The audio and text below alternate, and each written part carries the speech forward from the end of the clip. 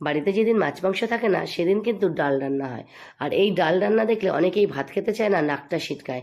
আর এই ডালটা যদি আমরা একটু স্পেশালভাবে বানাই তাহলে কিন্তু সবাই এই ডাল দিয়েই পুরো ভাত খাবে, আর প্রত্যেক দিনই ডালেরই ডিমান্ড আসবে। একবার ট্রাই করে দেখো বন্ধুরা। এইখানে দেখো 5-6 রকমের ডাল নিয়েছি।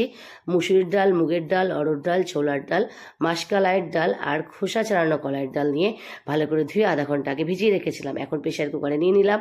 পরিমাণ মতো জল দিয়ে একটা বড় সাইজের পেঁয়াজ দিয়ে দিলাম কেটে, আদা কুচি, সবই কিন্তু একদম গলে যাবে, কিছুই কিন্তু গোটা থাকবে না।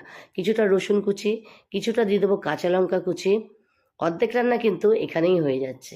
আর দিয়ে দেবো 2টো টমেটো, আমি অর্ধেক করে রেখেছিলাম মাঝখান থেকে কেটে, সেইটাকে দিয়ে দেবো। এখন দিয়ে কিন্তু এর মধ্যে দিয়ে দেবো স্বাদ অনুযায়ী নুন, যেটা ছাড়া কোনো কিছু রান্নাই পরিপূর্ণ না। তো নুনটা দিলাম। এখন দিয়ে দেবো পরিমাণ মতন হলুদ গুঁড়ো। আর এই ডালটা এতটাই হেলদি, সেরকম কোনো মশলা দিয়ে কিন্তু আমি রান্না করিনি। খুব মানে তেল তো দিইনি, ঘি দিয়ে আমি ডালটাকে তড়কা লাগিয়েছি। ফুল ভিডিওটা পেতে হলে কিন্তু আমার পেজে দেওয়া আছে, তোমরা ওখান থেকে দেখতে পারো। এখন ঢাকনা দিয়ে ঢেকে 5 মিনিটের জন্য আমি গ্যাসের ফ্লেমটা হাই করে রান্না করব, আর তারপরে 15 মিনিটের জন্য লো ফ্লেমে রান্না করলে ডালটা রেডি হয়ে যাবে।